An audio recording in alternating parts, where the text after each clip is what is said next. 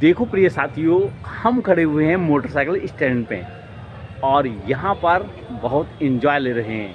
देखो कितना सुंदर नज़ारा है मोटरसाइकिलों का, बहुत ही अच्छा नज़ारा है और मन लगता है। The bar association and library Moradabad के प्रांगण के आगे मोटरसाइकिल स्टैंड है और यहाँ पर कितने हरे भरे पेड़ लगे हुए हैं, एक देखने वाला नज़ारा है।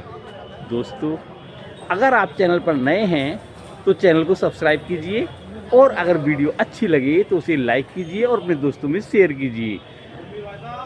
आइए अच्छा अच्छा अरे चौधरी साहब, तो हमारे चौधरी साहब भी आने वाले हैं।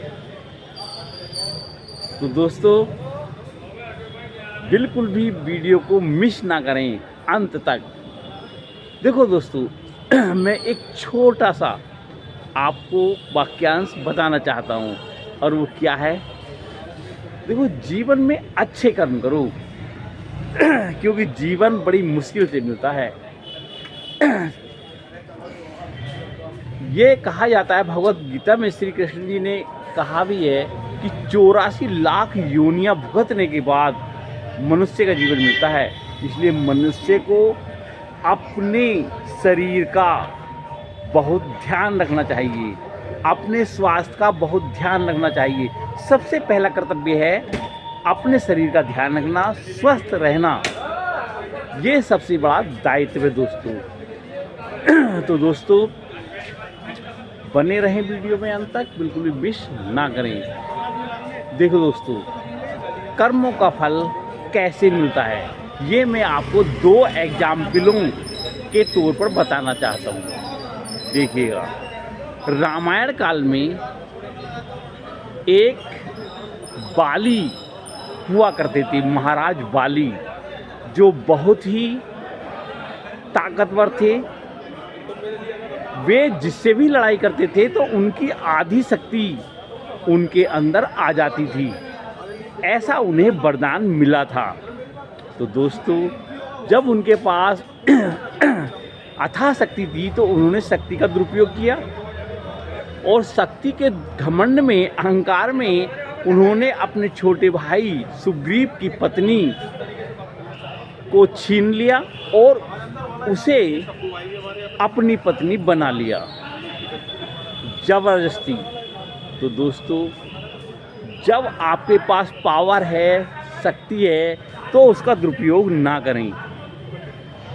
ये बात प्रभु राम ने उन्हें समझाई कि छोटे भाई की पत्नी, पुत्र की पत्नी या कन्या या बहन, ये सब एक समान हैं। इन पे जो कोई भी बुरी नज़र डालेगा तो उसकी हत्या करने में भी पाप नहीं लगता। तो दोस्तों, बाली को अथाह शक्ति थी, जो कोई लड़ता था तो आधी शक्ति उसके पास आ जाती थी। तब राम ने छुपकर बाली का वध किया था। अब देखिएगा दोस्तों, अगले जन्म में श्री राम कृष्ण बने द्वापर युग में। तो बाली जिसका वध किया था, उसने द्वापर युग में जन्म लिया एक जरे का, शिकारी का। तो अंत में श्री कृष्ण एक पेड़ के नीचे टांग पे टांग रखे बैठे थे। तो उस समय वो शिकारी वहाँ से होकर गुजर रहा था, तो उनके तलवे से एक चमक दिखाई दे रही थी। उन्हें ऐसा लगा कि हिरन है। उसी ने बाण मारा और बाण लगते ही श्री कृष्ण को जा लगा, वो खून से लथपथ हो गए। वो भागा भागा श्री कृष्ण जी के पास गया कि प्रभु, मुझसे क्या हो गया।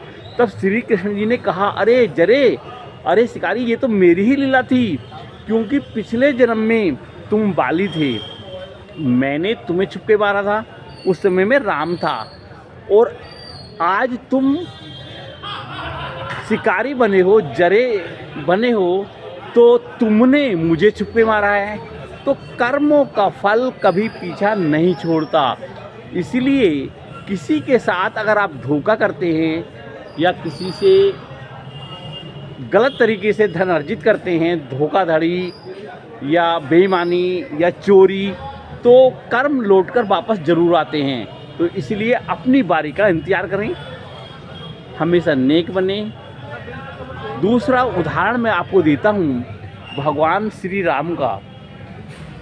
श्री राम को राजा दशरथ ने 14 वर्ष का वनवास दिया था। उन्होंने पिता के आदेश का पालन करा। वे 14 वर्ष जंगल जंगल घूमे, वनवास काटा। तो अगले जन्म में जो राम थे वो श्री कृष्ण बने थे।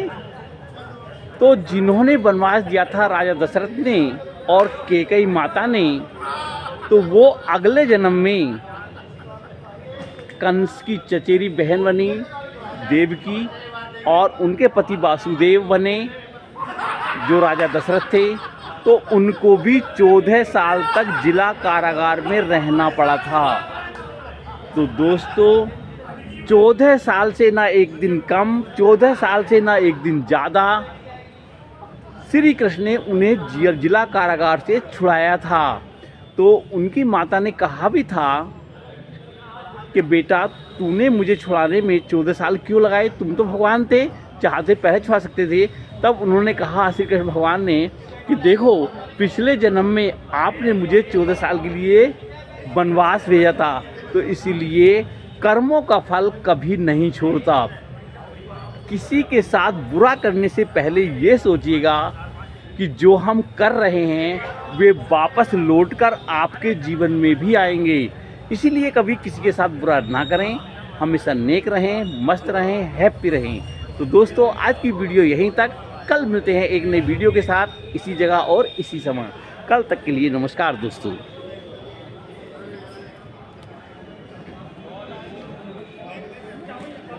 ये है हमारा बाहर का प्रांगण।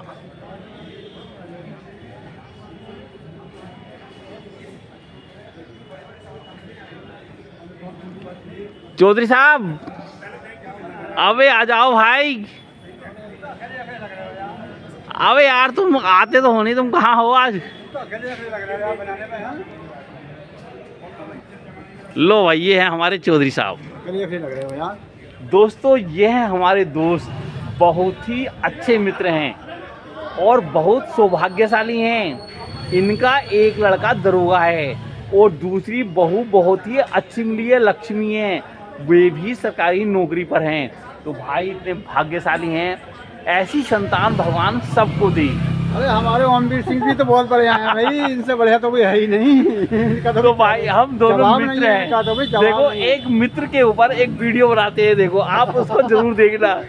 तो जहाँ भी रहें हैप्पी रहें, मस्त रहें, स्वस्थ रहें, खुश रहें।